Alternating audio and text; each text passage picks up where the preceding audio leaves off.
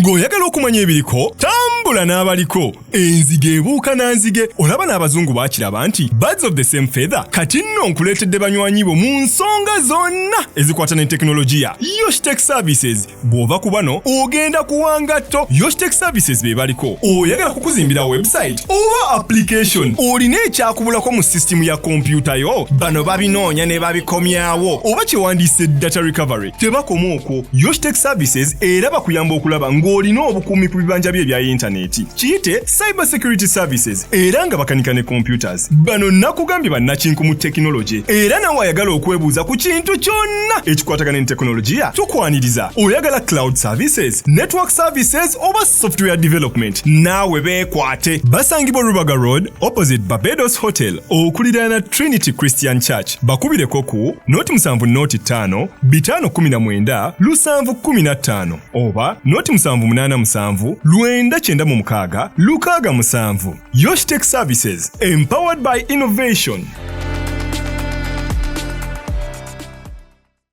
Obulamu bunyuma, obulamu buwooma. Ekyo tekiriiko awakanya wabula obulamu bunyuma bulamu agugi mazima wuliriza nkuleetedde ekyokuddamu ku ndwadde ez'enjawulo ezituteganya mu bulamu gwe wamma ne tulema okweyagala. JS Medical Hubs bano bakugu mu kujjanjaba ebizimba mu lubuto tujjanjaba hania n'abulira ddala otawanyizibwa ndwadde za lususu ebimmonde ku matu enkovu ezizimbye oba nsundo byonna tubibuzaawo ate nno tetukoma okwo era tujjanjaba ulcers sukaali pressure n'endwadde endala nnyingi abatawanyizibwa mu nsonga z'omukisenge nammwe tetubalekeredde tulina JS Body Cleanser nga bw'olinywa lino likamula obucaafu bwonna mu mubiri olwo JS Immune Booster ne lizimba obutaffaali mu mubiri linyweko weetangira okulwalalwala ku JS Medical Hubs eddagala tukozesa lya butonde teririna bulabe yadde. Basebo ne bannyabo mbalamusizaako mu linnya lya Mukama waffe Yesu yenze musawo John Sewanyana wano ku JS Medical Hubs njagala okujjukiza ekintu kimu nti obulamu buli mu ngalo zo byolya ku sowaani yo oba byonywa mu kikopo kyo bye bigenda okusalawo onaabeera mulamu oba onaabeera wandwadde. Tukuyita wano ku JS Medical Hubs tukujjanjaba endwadde jjukira nti ffe we tujjanjaba ensibuko tujjanjaba cause tetujjanjaba symptoms. Tukuyita jangu ojjanjabwa endwadde yo wano ku JS Medical Hubs ojja kuwona mu linnya lya Yesu Kristo. Amina. Tusangibwa Nansana okumpi ne Nansana Business Center oba tufune ku simu zino wammanga noti 7 noti 6 367 362 oba noti 772 999 noti 29. JS Medical Hubs for health and skin solutions. Natukanga kangame ningano nga neteno ndiwulirire ne tujjanga tusembera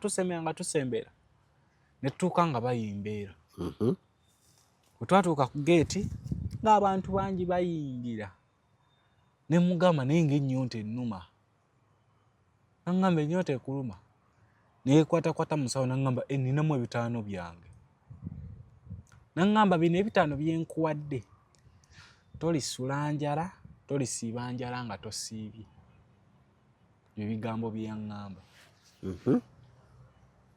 era nebaza Mukama amazima wemba sisiibye siibangako njala ate sigisulangako lwali lumu ndowooza Mukama yali ayagala gezesa kukkiriza kwange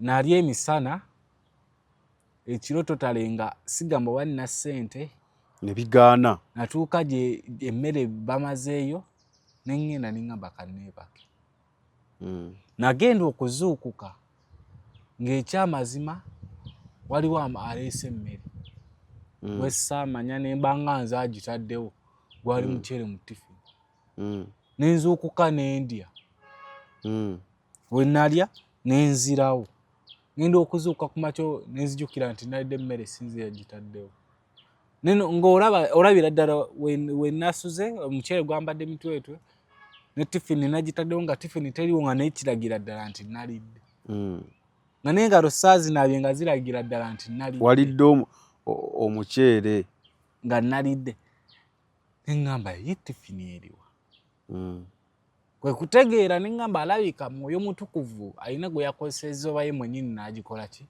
n'agireeta kati akaseera katuuka awo mbadde nkayisaawo. Yes. We twatuuka ku gate nga mpadde bitaano naŋŋamba we twayingira munda mu kyaki naŋŋamba igwe ogenda kuyita wano nze kampite mukuuma. Lwali Lwakutaano abantu babaawula. Ne nnyingira. We natuuka mukazi n'ayingira mukuuma. Nange ne mpita wali ne baagala okunkebera. Yali ayagala okunkebera namukuba bukubi luyi nga saagala nakunkwatako. Namukuba oluyi. Tuli mu buntu kati. Kati tuzze mu buntu. Naye kye nasinga otegeera omubiri gwange nali gwali gwakwatibwa mu kibira era nagujja mu kibira. Omubiri gwo. Ng'eri ntambulira mwoyo nga naye omubiri gwange guli mu kibira. Kakati we twatambula ne ntuuka ne nkuba omusajja oluyi. Musajja n'andeka okunkebera. Ne nnyimirira wali ne nninda omukazi. Omukazi ng'ava mukuuma. Ne nnyimira ne nninda omukazi. Enjiri ne bagibuulira ne basaba ne bamaliriza nga nninze mukazi. Nga ne bakanya kumbuuza ggwe olinze kyawo nninze mukazi eyandeese ali awo munda. Ali ludda mukuuma ndowooza nabo baalabira ddala nga teziriiko. Balaba omuntu agasse. Oli ogasse. Era nayimirira awo nga sivuddeewo bw'ojja okunkoonako gwalugwamu. Lutalo. Ne ŋŋamba nayo nakola bwe ŋŋamba naye omanyi gagana amazzi ngalwana ate ennyonta ennuma. Ka ŋŋende nnyo amazzi nkomewo nnyimire bulungi nninde ono omukazi ajja kuvaayo. Ne ŋŋenda nenywa n'engula amazzi ga 5 bye yakuwadde bye yampadde. Ne nganywa. We naganywa ne mba nga sitegeera biri ku nsi. Nga mmaze gwe gwali gusoose okulya ekintu ky'omu mubiri. Siryangako mmere, sinywangako mazzi. Nga siryangako mmere, sinywangako mazzi. Era we naganywa ne ntabuka. Ne ndaba oli omukazi mu kutabuka kwange. Yadda. Najja. Ne we yajja n'ankwata ku mukono okuntwala.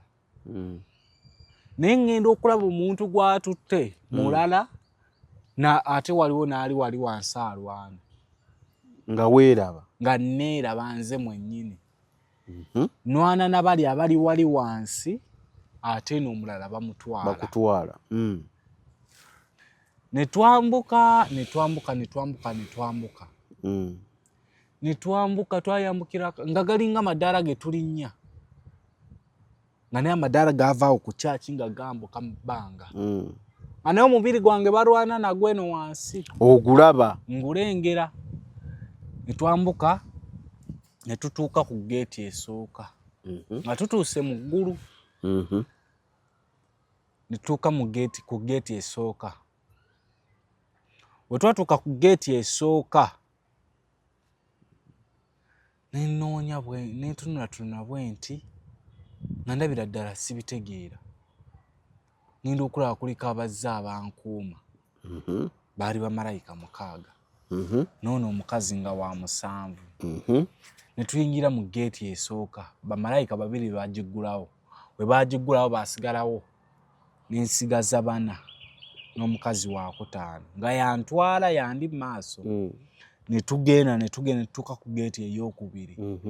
Bano abamalayika abalala 2 ne bagiggulawo. Ne basigalawo. N'ensigaza bamalayika 2 n'ensigaza n'omukazi oli. Ne ngenda okuwulira waliwo amaloboozi ge mpulira nga ngawulirira wala. Nga ngawulirira wala nnyo. Ne tutambula. Ngenda okulaba nsigadde na mukazi yekka. Ne tutambula. Omukazi n'abulawo. Ne tugenda. Ne ngenda nga ndinze ekka ku luno nga ndabira ddala kakubo kaali kafuna nga naye olina okukayitaayitamu. Nga mulimu amakoona konna ng'olina okugayitamu. Ne ntuuka ne nsemberera ddala amaloboozi gali. Ng'ate era lyali ekkubo lyokka lyolina oyitamu otuuka ku eri gate. Kale amaloboozi gaali gagamba ki? Gaali gayimba. Nga naye nga gasinza. We natuuka ku gate eri gate netandika okweggula yokka. Ngenda okulaba ekitangaala eky'amaanyi. Nengezaako zibiriza nga nene wenzibiriza. Omanyi okugamba nti oli mu nzikiza. Ozibiriza era osigala olaba nzikiza. Kati ekiri ekitangaala. Nazibiriza bwenti nga neninga atazibiriza. Nga kyamaanyi. Nga kyamaanyi. Nengezaako okuba nga ntunula we bati nga nene wentunula amaaso nga ngawulira gannuma nga nennokaliriza ndabe. Nenengera omusajja. Nemwekanga. Nga nali mulabyeko. Before. Nga nali mulabyeko. Nangamba tukwanyiriza. Nga wali omulabyeko? Nga nali mulabyeko. Nangamba tukwanyiriza naye oyo namulaba mu kyaki. Nangamba tukwanyiriza. Nensirika. Nangamba jangu tweyongereyo. Netutambula kyenasinga sigamba kyenasinga wabula kyenategeera nti yali Yesu. Netutambula netutuuka. Kyalinga ekyoto. Nga naye ekyoto kirisigamu oba kuliko muliro. Ng'entebe eri wano. Nga naye kuliko kwaya gwatunula n'okumya amaaso. Kwaya obwedda eyimba. Eyimbaga ly'amaloboozi edda g'owulira. Nga gwatunula n'okoowa. Ngenda okulaba aŋŋamba osootulirako awo ye entebe yo. Nga nzijidde mu nkofiira yange. Eri gye walonze. Ngoye zange sambadde engatto. Nentambula nentuula mu ntebe. Ebyeri mu ggulu kaŋŋambe byo birungi. Mazima natuula ku ntebe. Natuula bwenti entebe yennyini yeyantereeza. Weesigamye obeere comfortable. Ekimu ku kiraga nti buli kimu kiramu. Era entebe yeyantereeza nenjitererako nga nendaga entebe gye ntuddeko emabega ewali ekyambalo ekyeru nga naye bonna bendimu bambadde byeru. Ne kwaya. Byeru. Nga naye ekyange ekyeru kiri mabega ga ntebe.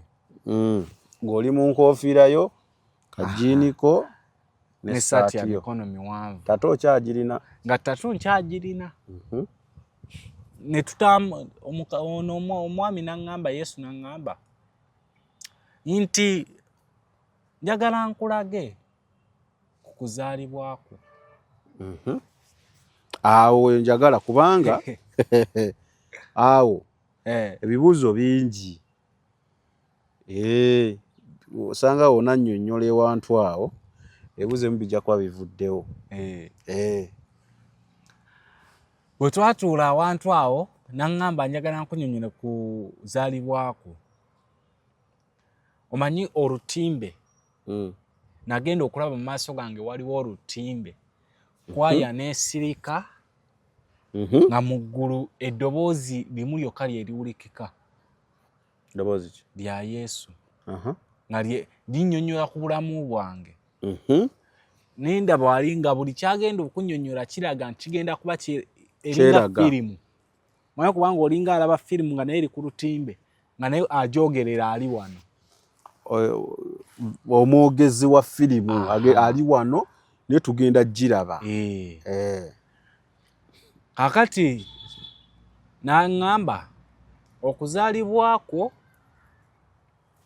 baakufuna nga tebeetegese. Olubuto lwo baalufuna nga tebeetegese. Abazadde ne bagezaako ddujjamu 10 times mirundi 10 ne lugaana.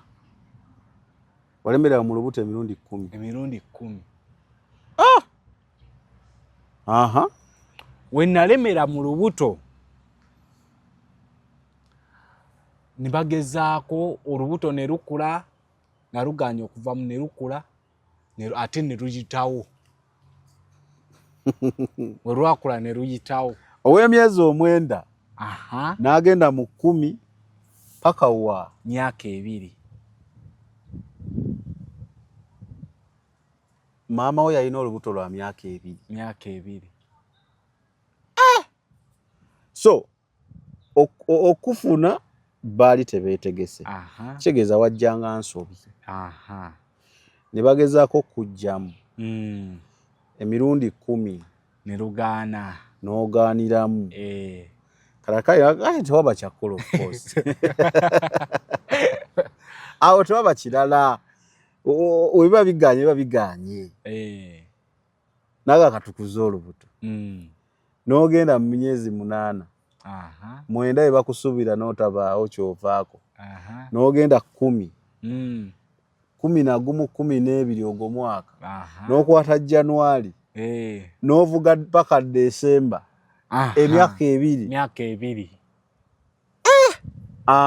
nyumya emboozi kakati weyaŋŋamba nti olubuto ne lulemeramu emyaka 2 ne bagenda beebuuzeeko ku mukwano bazadde bange baali basamize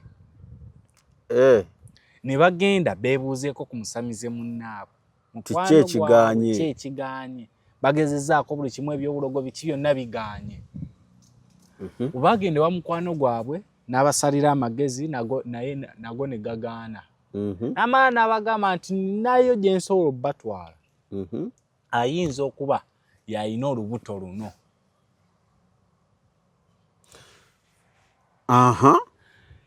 nti n'abagamba mugenda genda mu kibira mumaleyo wiiki nnamba temulya temunywa temwambadde naye ate ono alina olubuto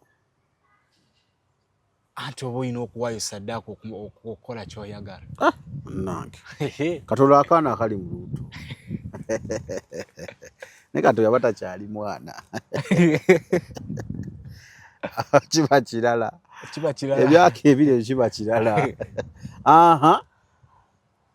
ne bagenda mu kibira ne bamalayo wiiki esooka ne batalaba kintu kyonna ne bambala amaanyi ne baddayo ey'okubiri ono era bagayo wiiki mmeka 2 ne bamalayo ey'okubiri ati ezo wiiki 2 omukazi n'abalabikira mukazi mukazi n'abagamba ki omukazi yali ayina enviiri nga zikoma ku bigere ng'ayambadde byeru obiraba nabirabira ddala ku screen n'abagamba ebigambo bino olubuto olwo nzaalulina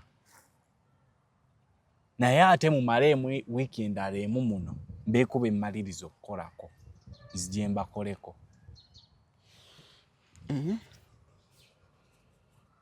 tontuttemu sipiidi nvuga mpola tulina amasiko wangi ani yali olubuto maama wange yali olubuto lwamazeeko emyaka emeka 2 ne babasalira amagezi byonna bibaddewo timugende mu nsiko mu kibira male wiiki emu namalayo esooka ey'okubiri omukazi n'abalabikira kati omukazi ate lwaki agamba olubuto nzaalulina sikitegeera so kinnyonnyola wana ebakikugamba batyo wakati olubuto maama wo yalulina lwaki omukazi agamba ate olubuto nzaalulina kakati olaba eriwa sitaani kakati nze mukama yaŋŋamba nti nina abantu bangi benina okuba nga nkwasaako okuba nga ate balina kwe bayita n'okuba nga basumululwa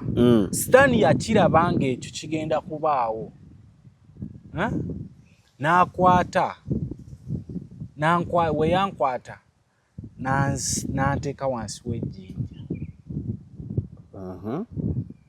nga option emu yokka okunzaala balina kgenda gyali owaayi ennaku zino ng'akamwenyu tekakuva ku matama anti nafuna abantu abatuufu mu by'ettaka n'amayumba Yosan Properties Bano bakufunira ettaka mu buli sayizi yonna gy'oyagala. Oyagala lya kyapa oba lya ndagaano, oyagala lya kulimirako oba lya kulundirako, naawe ayagala ery'okuzimba. Basangibwa Nansana okumpi ne Nansana Municipal Council. Bakubire ku ssimu 0748533 okugamba nti olubuto lonza lulina balina we baaluteeka. Kati abagambye naye musigalemu wiiki nyina benkyakolako.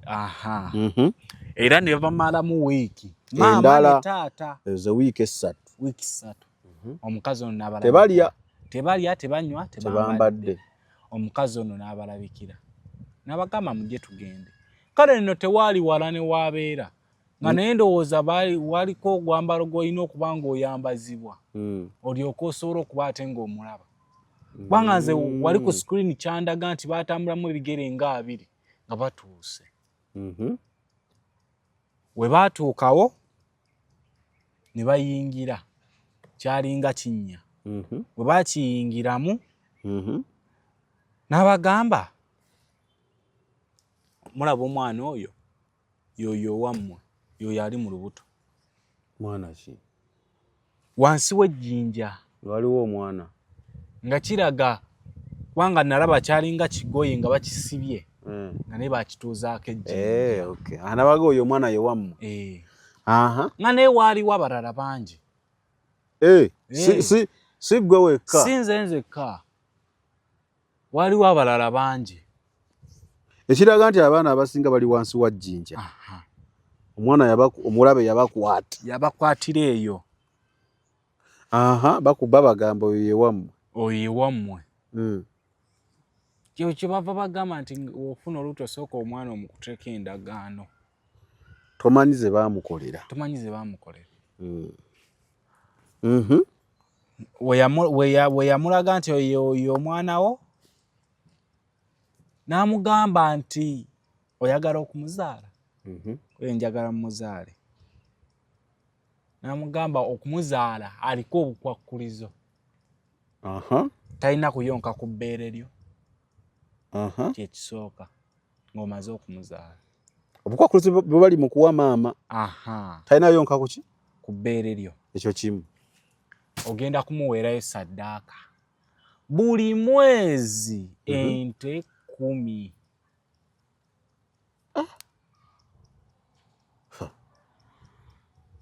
Naye ku ekonomi ye Uganda ente 10. Buli mwezi. Kati babagamba saddaaka yaki? Saddaaka ey'okubanga kubanga yabagamba nti ono agenda kukola ensasagge ku nsi, yagiyita nsasagge. Agenda tabangula ensi. Naye mu nsasagge eyo okugikola, okugiremesa okugikola, tulina kukola bwe tuti. Buli mwezi ente 10. N'abagamba we mulemererwa mugenda kufa. Sogegana amateeka ag'okuzaala omwana. Maama tamuyonsa. Alina omukolera saddaaka ya nte 10 buli mwezi. Era waatyo n'atwalayo ente omwezi ogusooka nte 10, ogwokubiri. Olwo bakuzadde? Ati bannaakunzaala. Ogwokubiri ente 10 n'endyoka nzaalibwa. Nga baakawayo saddaaka ya nte 2. Nazzaayo ente 10 aga 3. Ente 10 4. obugwaddako omwezi ne zigaana 10. Tosaa butagaana. N'asooka n'awaayo ente 5. N'amubuuza ebibuuzo we biti. Ono nakugamba wa nte 10. Nte 10. Lwaki oleese 5? N'amugamba ogenda kufa. N'amugamba tusonyiwe ente tugenda zimalayo. Ente ne zirema omwezi ne guggwaako. Bwe gwaggwaako guli omusota ne gujja gwasooka kutta maama. Taata n'agezaako okunzirusa, yagusanga mu kkubo nagwo ne gumutta. ne guntwala naye nga buli yali agezaako nti antwale tasigaza bulamu. Maama baali bakunywa buzaalo kiki? Simanyi oba kubanga nze story watu we yagimpa etandika oli mu lubuto. Bannange omusota gw'okutwala gutyo. Omusota we gutyo gwantwala. Era kwe kubeera nakwo kwonna kwe gwankuza. Kye nasinga n'okumanya amabeere ge nayonka gaali ga musota. So wayonka musota?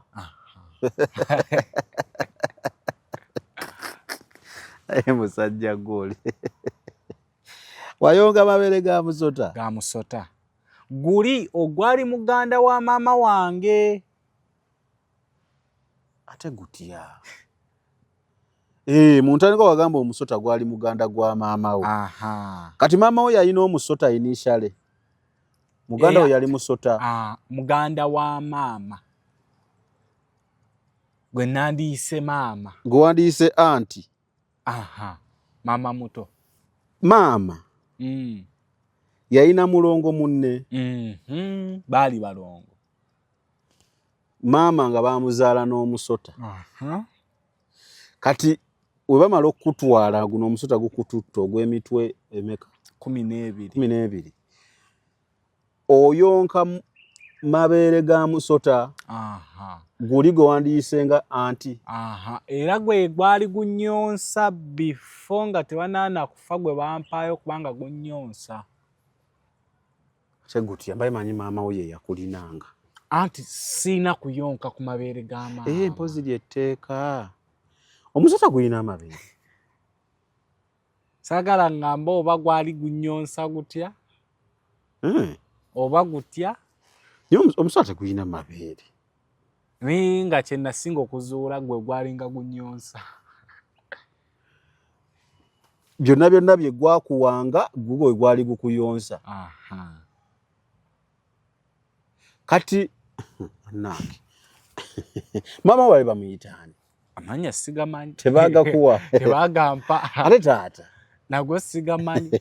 Kyensinga okumanya lwaki Mukama yampa tulina masiko era nenoonyereza tebasobola kusaba muntu nga si munyankola ente ezo zonna. Kituufu. Kubanga baaba n'okuzifuna emyezi 4 egyasooka. Ente 40. Walya kisibo kiramba. Naye nga saddaaka ze baagala. Naye ffe olaba bo bakkiriza ne bawayo saddaaka naye ffe abalokole tetusobola na kukkiriza kwayo saddaaka. Mukama n'aggamba njagala ogende ow'eggundi n'eggundi 20 nga totala ogayina n'ogamba kamuweeyo 5 zijjamu mala oyo. Ekyo bakikozesa nnyo abantu. Ate sijja kuliba nange lumu kyantuukako. Nawulira ekinumiza genda owona ebitabo oba gyali 10. Musajja ne mutunuulira emitwalo 4 gimumala. Ebyaddala mitwalo 4 gimumala. Ne nkwata mitwalo 4 nga njiwa musajja era yali happe. Nakusabira omukisa. Nansabira omukisa. Enzire ewaka. Kakati ebintu bya Mukama bino obiraba. Owulira ekikulumiriza muli, owulira nga toteredde, owulira nga toyina mirembe, owulira nga oyina gobbye, kyokka nga ssente zizo. Amazima gali nti namaliriza omusajja muwadde 6. Namunoonya ne mwongerayo 6. Kwegamba oyina satisfaction gy'ofuna. Naye nga tewali akutadde ku pressure. Tewali mbuba oli abadde akuliko kati nga olaba ebyo mbusimanye otawaayo nti oli n'akubeerako. Naye kiri kibeera mu ggwe nti ebyaddala owulira kati kijeyo bulungi owulira nga alina gobbye kyokka nga ssente zizo oba kyonna kye bagambye okola nga kikyo. era tosobola kufuna mirembe ng'ate oliyo ena gwe naweena nga ye alyoke musanyufu omusajja yannyambye n'omukisa n'agumpa naye namanya kati omukisa nakuttemu byoya byanso so ekyo kituufu kyoyogedde newaffe ebyokutusaba saddaaka tebiriiyo ate ne woba okiwulidde nga Mukama akikugambye I don't know bakiba kiki simanyi engeri yakinnyonnyola nsiri musumba gwe musumba naye mulimu that thing ekikubaamu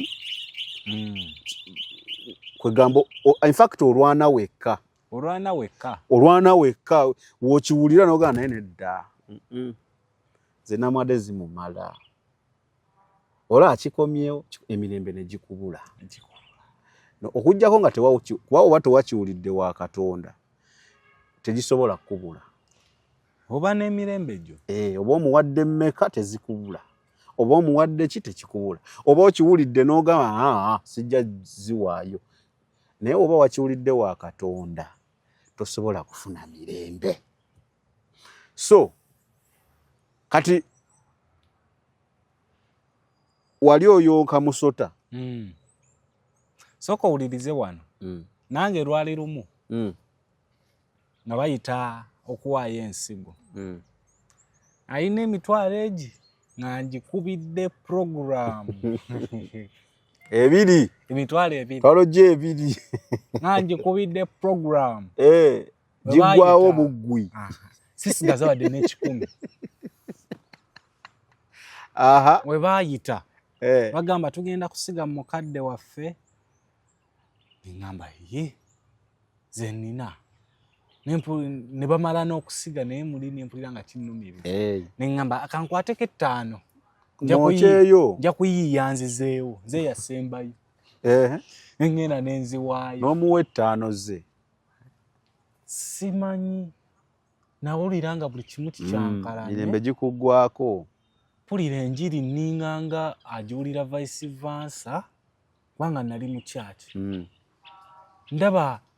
ndabira ddala nga mpulira sikyetegeera bakite bwe kiba paka we nakwata ssente neŋŋenda nenzimuwa ate ekyewuunyisa nga Mukama we yali anteredde wabawaawo omukisa owaayi ennaku zino ng'akamwenyu tekakuva ku matama anti nafuna abantu abatuufu mu by'ettaka n'amayumba Yosan Properties bano bakufunira ettaka mu buli sayizi yonna gy'oyagala oyagala lya kyapa oba lya ndagaano oyagala lyakulimirako oba lyakulundirako naawe ayagala ery'okuzimba basangibwa Nansana okumpi ne Nansana Municipal Council bakubire ku ssimu 074853361 era ojja kwesanga nga wali oyina ebiri somehow wafuna kuzisingako nafunira ddala ezisingako ekyo we kiba era nze kyoba olaba nze nwana nnyo era saagalira ddala muntu simanya musumba simanya biki asabiriza bantu ssente omuntu leka akuwe nga yeeyagalidde omuntu akuwadde nga yeeyagalidde wakiwulira mu mutima Katonda aba ayogedde naye okay ffe tuyinza kiyita mbu ekintu kiŋŋamba naye aba Katonda Katonda waayogera naye igwe teweetaaga kubanja kankuwa example nze lumu bino bye tukola obujulizi omwana ankubira essimu simulabangako aŋŋamba Sami njagala kulaba ŋŋamba bintu bye tukola bino waliwo betunyiiza waliwo olumu byoyogera olina abamu kyaki bazifuula bizinensi anti n'abanga gwe amulinyiridde bizinensi ye kati ono ankubira essimu simumanyi simulabangako aŋŋamba ayagala kundaba mugamba kikyoyagala okuŋŋamba era waaba ajja kuba yeetegedde naŋŋamba njagala kukola ki kulaba nenkimma amazzi nembwa kale nja kunoonyaako tujja kukwatagana neefuula bize ne wayita wiiki ezi ne baddamu ne bankuba ennamba nga sigijjukira era nkuulira senga ennamba nali njijjukira naye sigenda mukwata ojegedde naye ennamba naye sigijjukira omwana addamu nakalanga waŋŋamba ojja kumpa olunaku njagala kulaba muwala mukyala kati we yannemerako mutima ne ŋŋamba kaŋŋende ndaba omuntu ono era ne nnonda ekifo abajjukira nalonda ekifo nga kirimu abantu bangi senga wabaawo ekizibu kyonna tuli mu bantu nonda kifo ngambe omanyi okubeera nga mbega n'obeera ewantu nga wakkubira n'agamba ntuusa oba omulaba nga ye tannakulaba wendabira ekintu kyonna nti nga mpitamu nankwera ngamba nzuuno ne mutunuulira nga ndabambi alyoke era namubeezaawo nzija pama eddakika 5 ne mutuze wantu okumala eddakika 10 n'ezi kati mutuukako tunyumya nangano sina kyamaanyi kyenjagala kukuwa nti sina kyakugamba nze kindeese kukuwa ssente zino simanya musaala gwange naye nawulira omwezi guli anga nsente za mwezi guli si guno kuba nawulira yagamba kintu nga kinnumiriza nti nkuwe ssente zino kyankuba wala ne mugamba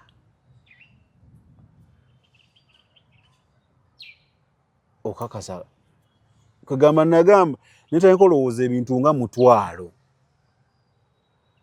naye nga ye agamba kimuze munne ekyo ekibadde kikoze eki kindeesera bulijjo kyendi mukulemerako sente zino nzikole ki nzikuwe kati kyengezaako okugjayo mbu kiri ki gwe kola bukozi mirimu gya Mukama kubanga omwana oyo we yagenda siddangamu mmuwuliza siddangamu kwogera naye simanyi gy'abeera simanyi gy'asabira simanyi gy'akuŋŋaanira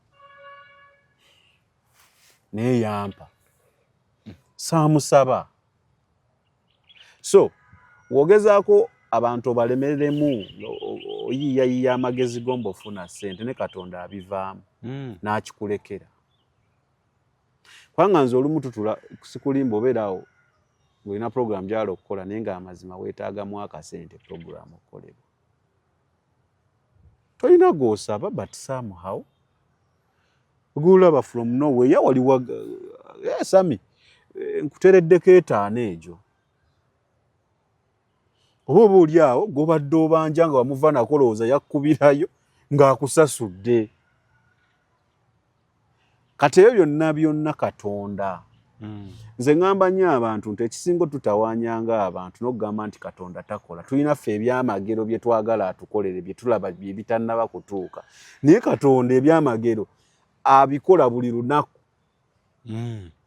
lwaka tubibuusa amaaso tubirabanga ebya bulijjo naye nga naye wootula n'ojjukiramu ennaku ezimu osobola okwebuuza wayita otya mu nnaku ezo nga tolina ansa naye nga wayitawo ebintu ebyo tubitunuulire tuleme kubanja Katonda bye tutannafuna nga ye tetusiima tetumulaga kusiima kwaffe ebyo byatuwadde anyway so ebirijo n'ogiwaayo ebiri nenjiwaayo kyamazima okugiwaayo oli yaŋŋamba wenaddayo maze n'oziwaayo oli we yagamba omaze n'oziwaayo kyokka ng'olutalo lubadde between you and you mutima niye wawaayo oli yagamba omaze n'oziwaayo yali anziridde nankwasa ebbaasi nga naye just